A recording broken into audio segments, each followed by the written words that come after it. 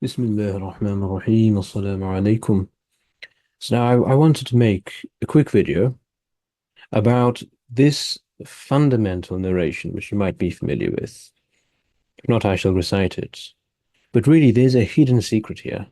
It's actually something I realized, I think, just yesterday or 2 days ago.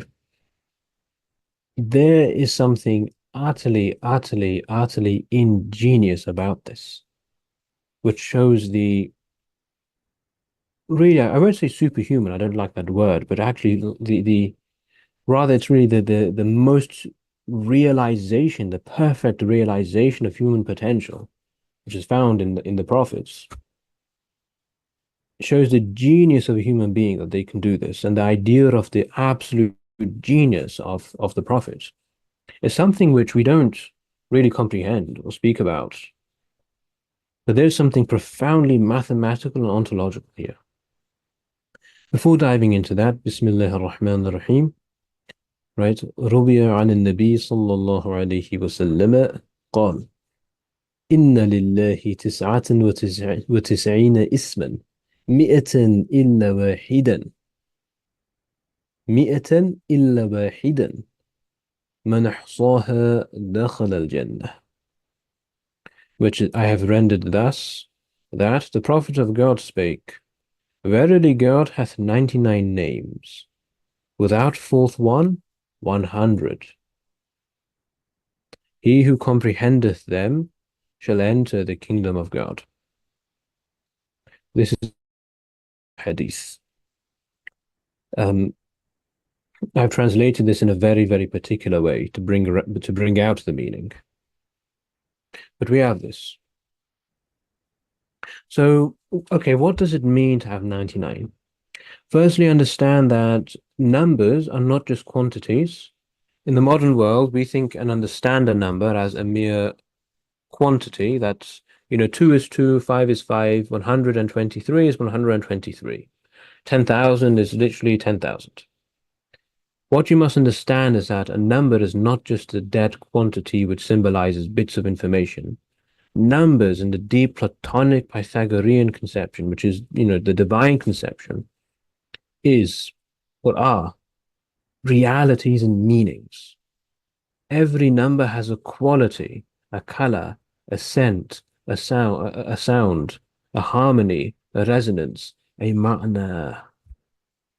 Like every harf has a ma'na, every letter has a ma'na, every number has a ma'na. In fact, the numbers are letters. Numbers are letters.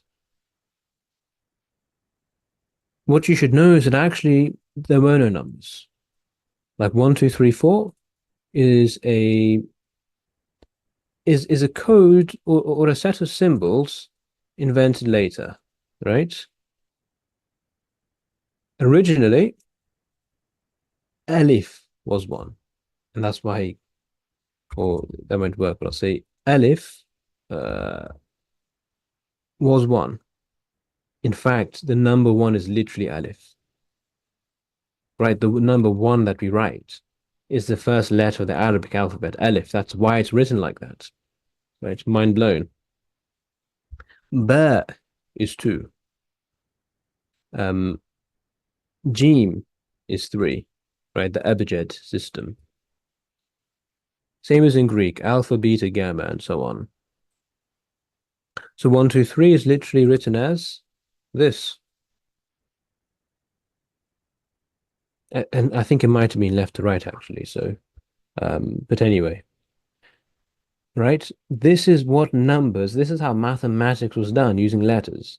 Numbers and letters are one and the same thing. It's only now that we've cut them apart. We've cut apart ma'na and mabna, quality and quantity.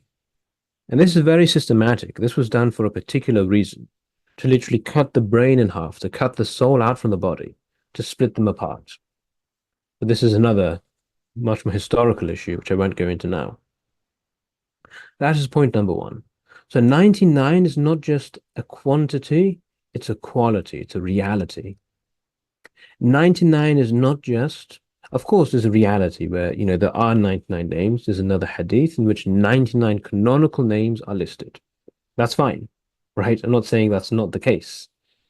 But also, and more deeply, beyond just the 99 canonical names, right? Right, the quantity of 99, there are the reality, the infinitude of names. That is the meaning of 99. And what you must understand is that, I mean, the Prophet said, Utitu jawami al-kalim, that he was given, jawami al-kalim. This is a bit difficult to translate, but al-kalima we understand, right? The word of God, the logos in deeper sense. Jawami' is the plural of jami'ah. What is jami'ah? You might say singularity. Singularities which comprehend all multiplicities. The jawami'ul kalim are the singularities of the singularities, the fundamental points of unity. Think of mathematics, think of a graph or something like that. I was watching a video actually, it was about Ibn Sina's ontological argument. It was a good video, and people were commenting that this is very much like graph theory. It reminds us of acyclic graphs and these types of things and tree patterns. Very much the case. Think of that. Think of it's a reduction onto the fundamental nodes of unity. I mean, every kalim in this sense, kalima, every jami'atul kalima or kalimatun jami'ah is like an infinite recursion, an infinite fixed point of words. You take something, I might even write this down, infinite recursion. Right, you have a kalima, you have some word, let's say. In fact, let's make this mathematical. Let's say you have some meaning. Let's say the meaning is just going to be M. We can comprehend it. How? By, what should I call this? Let's just say C, right? C of M.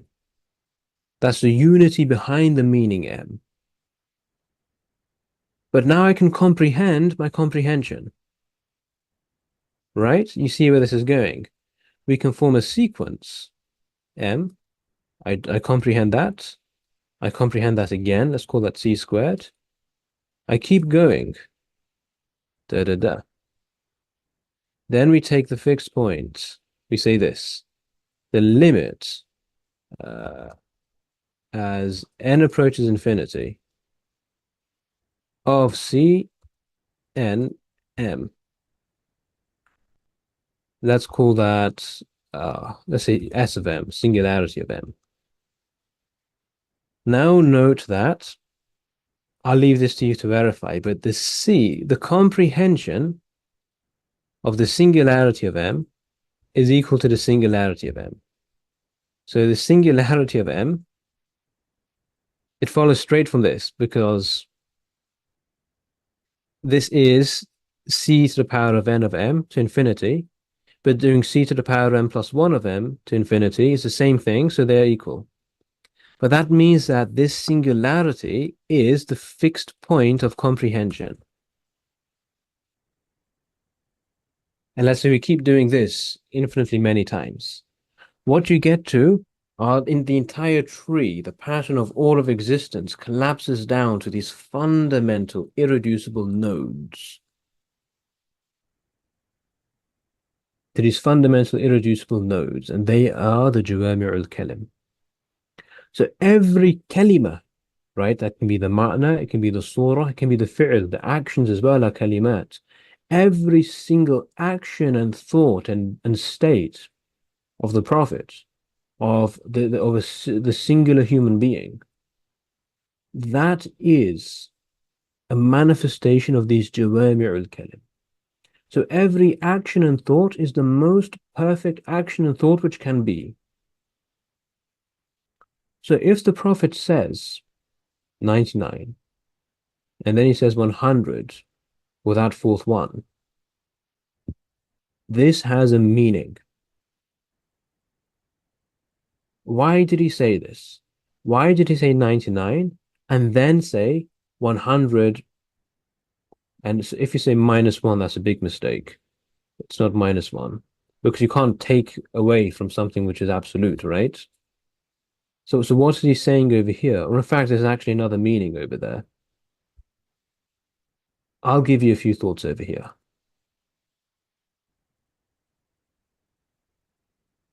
By without fourth, I mean that you have the 100, but conceiving this one in the 100 as a special one, we have it's equal to the 99, right? The 99 is equal to this 100 with a, with the special one. So let me write it like this. 99 is equal to that 100. That 100 is 99 plus 1. 99 equals 99 plus 1. You might say, okay, this is getting ridiculous. This is wrong. No. Modular arithmetic. Think of the 12-hour clock. What is 2 o'clock plus, let's go, well, let's do, it's 4 o'clock and I add 8 hours. No, I add 10 hours. What's that going to be? It's 4 o'clock, 12 hours later, it's equal to 16. It's 12-hour clock. That 16 is actually equal to 4. Right? Yes. Wait, no, that is wrong. Well, okay, this is the most embarrassing thing. That's 14. The reason I made that mistake is I actually don't know why I made that mistake. But it's 14, right? What's that? It's 2. 14 hours, well, the 12 hours is gone. It's 2 plus 12, right? If it's 4 o'clock, 12 hours later, it's 2 o'clock. This is modular arithmetic, mod 12, right? In this case, 12 represents the perfect cycle. And we do arithmetic in this loop. Okay, so what's happening over here? 99, I start at 1, I cycle through the 99s, I get back to the 99. This is, right, arithmetic, let's say mod 99. Okay, right, so 99 equals 99 plus 1. Because you do 99 brings you back to where you started. Start at 1, you get back there.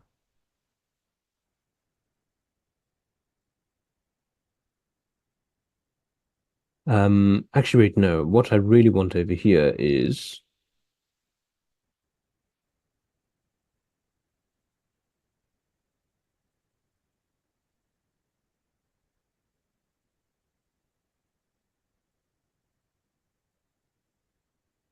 no, that's fine. That's fine. This is arithmetic mod 99. But the 99 are the names of God, right? So what this formula over here is really saying is that what is the one?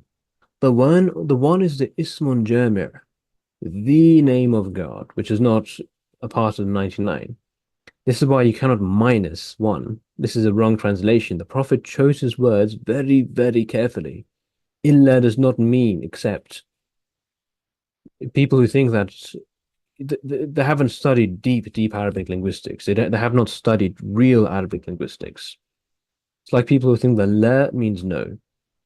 You have not studied real Arabic linguistics if you think that.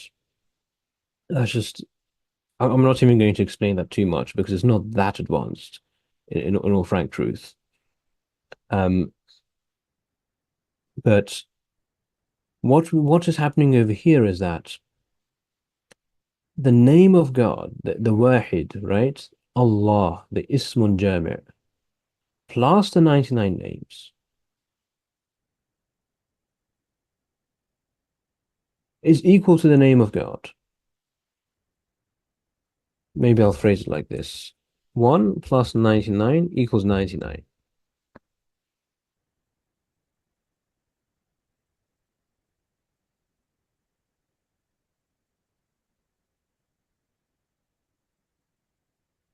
What that means is that what's happening? The names of God plus, right, or the name of God. It's saying that the name, uh, let's go in the center, the name Allah, right, plus the Asma'ullah. Oh, this is not, give me 1 second. This will work. The name of God plus Allah plus the names, the 99, let's say the Asma'ullah,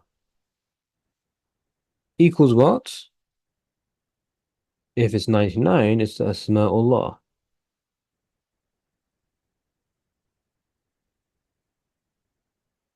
How could that be the case? What does that mean? Well, if I have this, if I have a set A and B, right? If I have, let's go again, middle, a set A, and I take the union with a set B, and that's equal to the set B, what does that mean? If you think about it, so the union is going to be adding A into B, that gives you B, but I'm adding A into B, it should be more than B, unless A is contained inside of B, right? So this formula is saying that in one direction, the name of God is part of Asma'ullah. But in another direction, there's another part I haven't got. It's going to be I always make a mistake when I'm recording and doing in front of other people, but we want to say that 100 is equal to 1, right? Mod 99. Modulo the names of God, like the mod 99, and the names of God are everything, right? The names of God is infinity. So it makes sense to do this. In this direction, 100 is equal to 1. That's going to mean that the name of God, the one is going to be name Allah, is equal to 100 is the name of God plus all the names of God, right? 100, Allah and the Asma'ullah. Exactly the same logic. It looks a bit weird what's going on. No, it means that the Asma'ullah, the names of God, are contained inside of the name of God. This formula over here, the idea of modulo 99, mod the names of God, and there's another like metaphysical thing to be had over here. This solves the greatest and biggest problem. I say problem, but mystery in ontology and metaphysics. How can there be one reality and many things? How can God be one and have many names? How can reality be both one? Fundamentally, there's one reality, there's oneness, yet it's infinite and it has multiplicity. This explains that because Allah equals kullu asma'illahi. That oneness of God is the infinity of God.